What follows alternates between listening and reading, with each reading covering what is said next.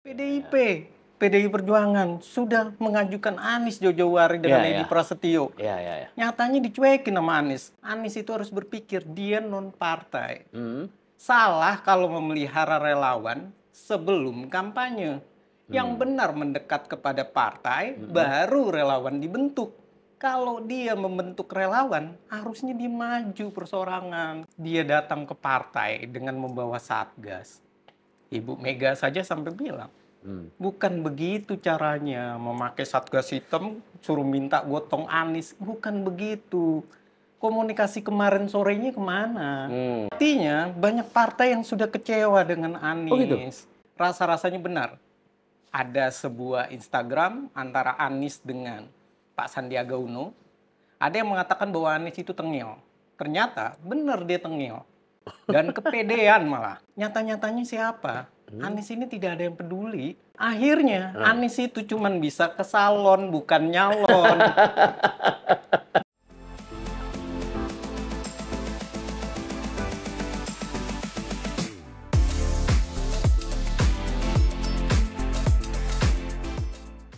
Sobat Panangian, saya ketemu lagi dengan sobat lama saya yang sangat sering di channel saya nih. Yang menarik adalah hari ini atau malam ini adalah hari terakhir pendaftaran para calon gubernur dan calon wakil gubernur khususnya untuk DKJ, Daerah Khusus Jakarta. Kenapa saya bilang menarik? Karena tadinya semua orang berharap Anies akan maju, ya, entah dari PDIP, entah dari PKB. Sejak dikeluarkannya amanat dari MK, dimungkinkan satu partai, hampir semua satu partai itu bisa, karena di atas 7,5%. Oleh karenanya, sangat terkejut banyak orang, kenapa sampai Anies itu tidak bisa berlayar. Nah, itulah yang saya akan bahas sekarang ini sama teman saya ini. Ya, senior researcher dari Citra Institute. Siapa lagi kalau bukan Efrija? Gimana, Bang? Terima kasih, Pak. Terima kasih. Sangat sibuk juga nih kayaknya. Aduh. Gimana nih komentar Anda tentang kenapa tidak meluncur sih Pak Anies Baswedan kali ini? Kalau saya melihat, kayaknya memang saya menyarankan Anies itu bercermin. Maksudnya? Iya, karena dia harus melihat dirinya sendiri. Saya melihat ada 3 hal. Anies yang pertama tidak mau berjuang. Yang kedua, dia tidak mau berkorban. Yang ketiga, dia tidak punya basis massa. Dia tidak punya kepemimpinan. Nah, semua ini saya melihat ditambah lagi dengan gesturnya ataupun dirinya yang saya melihat 2017 rasa-rasanya benar. Ada sebuah Instagram antara Anies dengan Pak Sandiaga Uno. Ada yang mengatakan bahwa Anies itu tengil. Ternyata benar dia tengil. Dan kepedean malah. Kepedean ya? Iya. Dan Tadi ada saya potong sedikit ya. Tadi Anda bilang tidak berjuang, maksudnya apa tuh? Iya, kalau dia berjuang, dia berkorban, dia punya basis massa. Semestinya Anies itu maju lewat persorangan. Satu itu. Yang kedua, kalau dia memang seorang yang elektabilitasnya tinggi, dia punya basis massa, dia benar-benar bisa berkomunikasi, dia handal komunikasi politiknya, kepemimpinannya handal, dia bisa menunjukkan komunikasi dengan para elit partai. Nyata-nyatanya siapa? Anies ini tidak ada yang peduli. Elektabilitasnya tinggi. Sekarang dijawab oleh partai. Ini pilkada, ini pilpres. Kemarin juga Anies digotong oleh Nasdem. Ini menunjukkan bahwa Anies itu harus berpikir dia non partai. Salah kalau memelihara relawan sebelum kampanye. Yang benar mendekat kepada partai, baru relawan dibentuk. Kalau dia membentuk relawan, harusnya dia maju persorangan kayak Ahok. Sisi yang lain, mana basis masanya Anies? PA 212-nya mana? Mana basis masanya Anies yang elektabilitasnya tinggi? Masa dia datang ke partai dengan membawa satgas? Ibu Mega saja sampai bilang, bukan begitu caranya memakai satgas hitam, suruh minta gotong Anies. Bukan begitu. Komunikasi kemarin sorenya kemana? Sudah kepepet baru deketin. Oh, ya. Artinya banyak partai yang sudah kecewa dengan Anies. Oh gitu? PKS kecewa. Oh, karena Sisa itu kecewa? 4 kursi saja nggak bisa dicari Oh, Anies. iya. Okay. Nasdem sudah menyatakan tanpa syarat. Kenapa Anies tidak mau berkorban? Dia harusnya masuk di Nasdem. Oh, sebagai kader? Gabung sebagai kader. Sudah pasti diusung oleh Nasdem dan PKS. PDI Perjuangan sudah mengajukan Anies jauh-jauh hari dengan Edi Prasetyo. Nyatanya dicuekin sama Anies. Ketika sudah mau tenggelam, dirinya sudah mau kandas.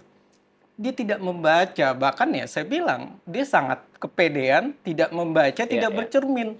Dia malah personal brandingnya dibangun pencitraan. Dia salaman, dia sungkem dengan ibunya, kemudian pakai batik, tapi tidak pernah mau ber-KTA PDI Perjuangan.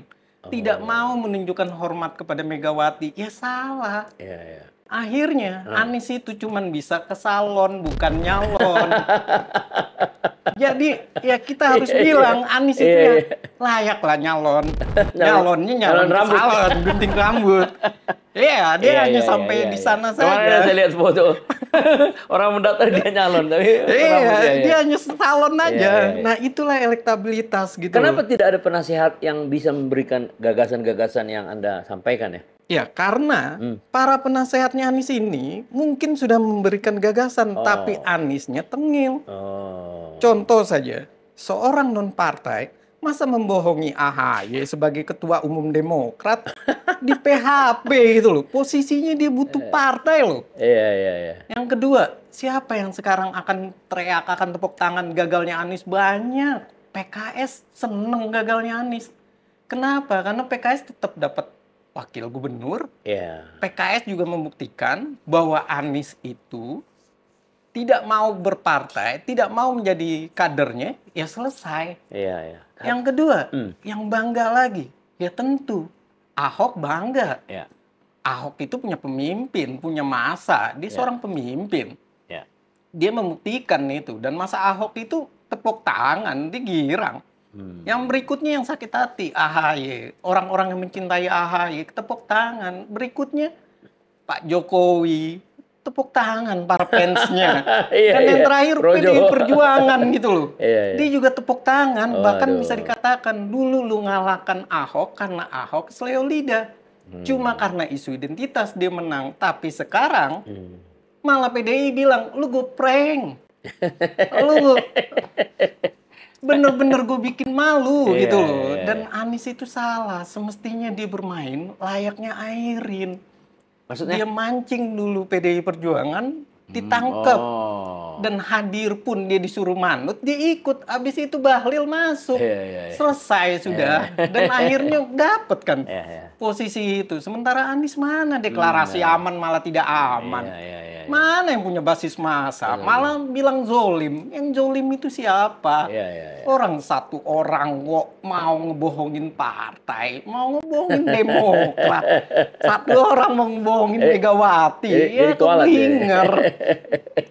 Kemarin juga Anies saja kalah di konvensi Demokrat. Masa iya dia bisa dibilang bahwa dia handal? Orang dia aja banjir aja nyelesainnya aja suruh antri akhir. Hal-hal kayak begini yang saya rasa ini harus disadari oleh masyarakat dan harus disadari oleh Anies bahwa ini adalah pemilu. Pemilu ini institusinya partai politik. Betul. Di Indonesia dikenal cuma 2, perseorangan dan partai politik, bukan non-partai. Non-partai punya elektabilitas boleh. Tapi kalau sombong, tengil, temennya aja dibilang dia tengil, kepedean. Gimana caranya dia mau menang gitu loh. Bu Mega aja nyampe ngomong, saya nggak suka ya Satgas suruh gotong Anies. Emang dia siapa? Ini institusi loh. Masa yang minta malah Satgas baju hitam, dia petantang-petenteng gambar Anies. Orang juga ketawa gitu loh. Harusnya kan komunikatif. Dia buka obrolan. Ahok aja belajar. Kalau dia maju persorangan, dia bisa. Tapi dia diganjel ketika pilkada dinaikkan angkanya. Dan Ahok ini jelas-jelas paham dia harus butuh masuk PDI Perjuangan. Ya, masuk dia. Dia sungkem, dia mau. Begitu juga Airin. Kalau Anies apa? Ya. Yang digambarkan bukannya datang nemuin Mega, malah dia datang udah pede, ketemunya dengan Rano duduk bareng. Ya akhirnya di prank sama Ibu Mega. Dan kata Bu Mega, "Apaan Anda ini? Anda siapa?" Ya. Malah kita melihat bahwa yang dipilih oleh Megawati adalah Pramono Anung yang dekat dengan Pak Jokowi. Jadi simbol PDI Perjuangan oposisi, musuhnya Pak Jokowi, itu bisa jadi. Nggak ada permusuhan, yang ada kepentingan. Dan 2029 bisa saya nyatakan bahwa udahlah, nggak usah mikirin Anies lagi. Nggak perlu ada Anies-Anisan, udah selesai. Lebih baik Ridwan Kamil. Ya. Jelas, dia tahu dia nggak bisa masuk di calon presiden, dia masuk partai. Ya, Golkar. Dia pinter. Nah ini yang dibilang gitu loh, harusnya belajar cara seperti ini. Anies, bukan dia merasa jumawa. Kemarin yang bisa bawa Anies itu Nasdem. Tanpa Nasdem di Pilpres, Anies itu nggak ada apa-apanya. Iya. Nasdem pun minta izin jangan-jangan ke Pak Jokowi, nenteng Anies. Jadi salah gitu loh. Ya. Elektabilitasnya tinggi, tapi dia tidak bisa memanfaatkan. Bahkan di mana? Mana coba? Yang dimainkan isunya, PKB cabut dukungan.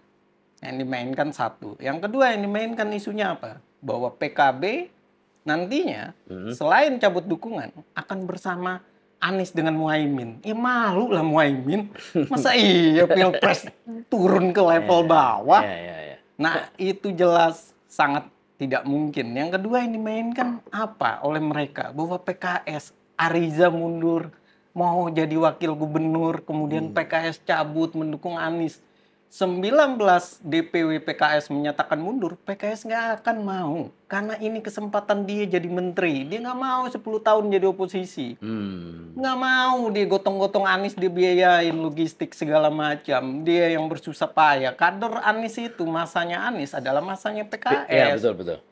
Itu yang harusnya dipikirkan. Buktinya Anies nggak berani maju persorangan. Iya. Malah kalah sama Pangrekun. Iya, seorang persorangan 600.000 doang loh, masa nggak bisa Anies? PA bisa, jutaan orang bisa, masa 600.000 nggak sanggup? Ini kan memalukan. Berarti emang dia tadi yang saya bilang tidak punya kemampuan untuk merancang strategi, tidak mau berkorban, tidak mau berjuang, dan yang ketiga dia ini tengil. Susah kalau udah orang tengil itu. Udah tengil, udah bergaya bahwa dia hebat. Dan itu dia berkali-kali saya bilang, ini orang nggak sadar diri. Masa di non-partai sendirian ngeprank partai, diketawain lah sama ketua umum. Nah, kemudian berarti hanya 3 ya pasangan ya? 1 independen, 2 melalui partai. Terus kemudian pasangan dari RK, Susono dari PKS Golkar PKS. Jadi Kim ya? Kemudian yang satu lagi independen. Kemudian yang satu lagi ini yang akhirnya diputuskan PDIP adalah Pramono Anung dan Sidul.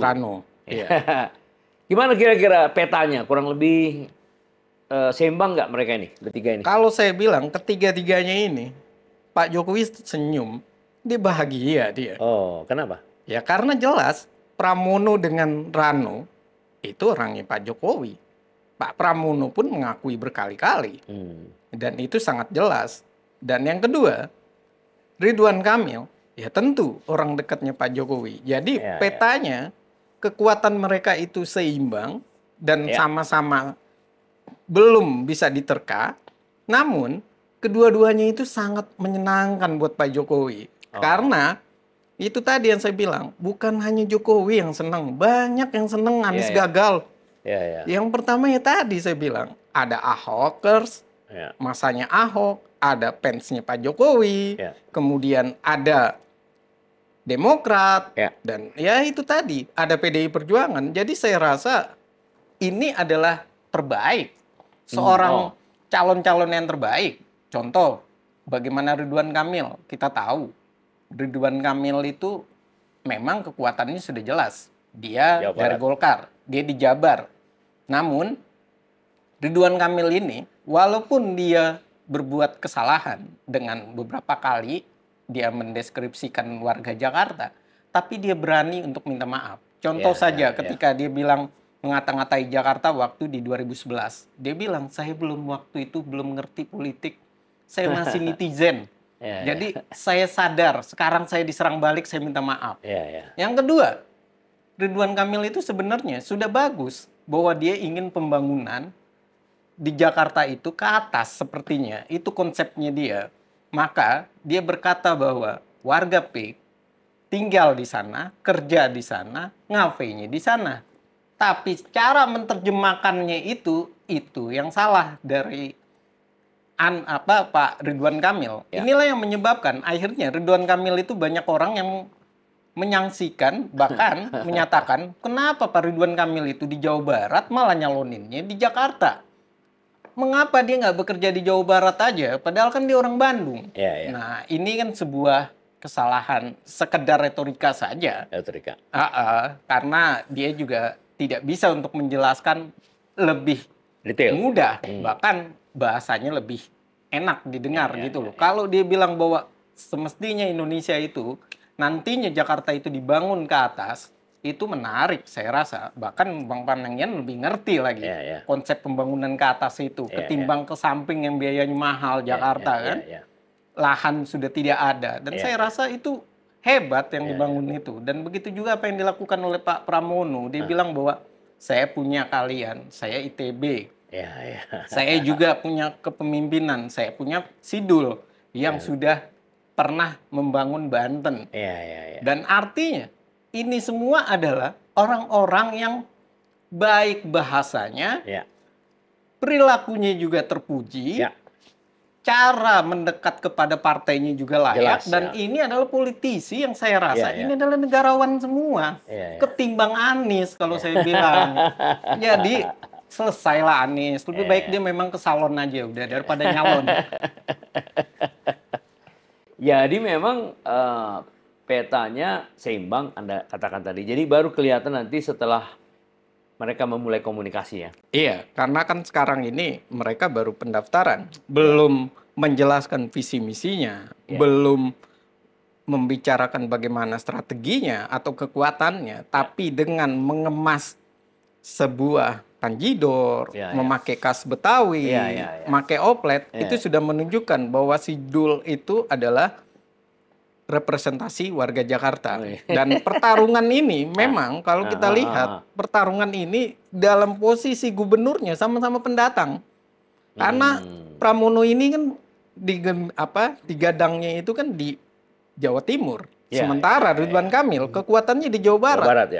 Nah, cuma ada satu nilai yang kuat, yaitu dari Ranonya. Dan ini adalah sebuah bukti bahwa satu hal lagi, dari 4 calon ini membuktikan Indonesia tidak pernah kehilangan dan tidak perlu khawatir bahwa partai politik itu tidak bisa dan tidak punya kader. Malah ini membuktikan dengan tidak masuknya Anies sebagai kader partai, dengan disingkirnya Anies, ini membuktikan bahwa partai itu punya kader.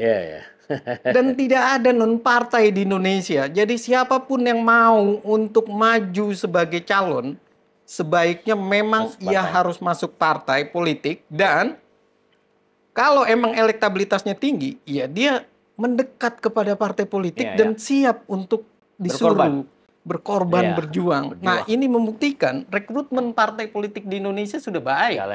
Dan bukan zolim, malah zolim kalau partai politik mengajukan Anies, dipasangkan dengan Rano Karno, kemudian kadernya ditinggalkan. Itu zolim malah. Karena buat apa dipupuk, buat apa sekolah partai, buat apa dia... Jadi itu yang dipertimbangkan PDIP ya? Iya, PDIP berbicara ideologis. PDIP berbicara bagaimana ia menerjemahkan keinginan masyarakat membangun. Dan lagi-lagi ini sesuai dengan apa yang dikatakan oleh Ibu Mega. Visi misi seorang calon di pilkada yang diharapkan oleh Megawati itu dibuat oleh partai, bukan dibuat oleh konsultan. Oh ya. Kalau Anies yang diajukan, visi misinya rasa konsultan, visi misinya itu rasa relawan. Dan ini kesalahan besar, dan saya bilang ini adalah sebuah kebangkitan partai politik. Dia menunjukkan bahwa ayo masyarakat Indonesia dukung partai politik, bukan malah dukung calon yang elektabilitasnya tinggi tapi bergaya bahwa dia tidak mau masuk partai. Andika Perkasa aja tahu dia seorang Panglima TNI. Jika ingin dapat jabatan politik dia harus masuk partai. Saya kira ini pembicaraan yang sudah bagus untuk permulaan, ya kan? Karena ini kan baru pendaftaran ya. Jadi penetapan itu tanggal berapa? Penetapan 22 September. Kenapa agak lama ya dari pendaftaran ke? Karena kan ada banyak hal, ada urus kesehatan, terus visi misi, tim kampanye dan segala macam. Tapi memang kita melihat nanti terakhir itu kan jam 00. Apakah ada 3 calon atau 2 pasang calon atau ada Anies? Dan kalau saya melihat tidak mungkin. Rasa-rasanya kalau PKB sampai mencabut dukungan untuk Anies kebangetan. Malah saya harus mengingatkan PKB lebih baik sekalian kalau PKB mencabut dukungan untuk mendukung Anies, lebih baik ketua umumnya diganti sama Anies Baswedan. PKB dipimpin oleh Anies Baswedan. Buat apa nyelamatin? Karena ini soal kader, soal pengkaderan. Partai politik. Iya, ini soal wajah partai politik. Jangan lagi diselamatkan. Kalau nggak tengil dia 2009 nanti begitu lagi. Iya. Jadi saya kira terima kasih Bung ya. Pembicaraan sudah cukup padat, singkat, tapi bermutu.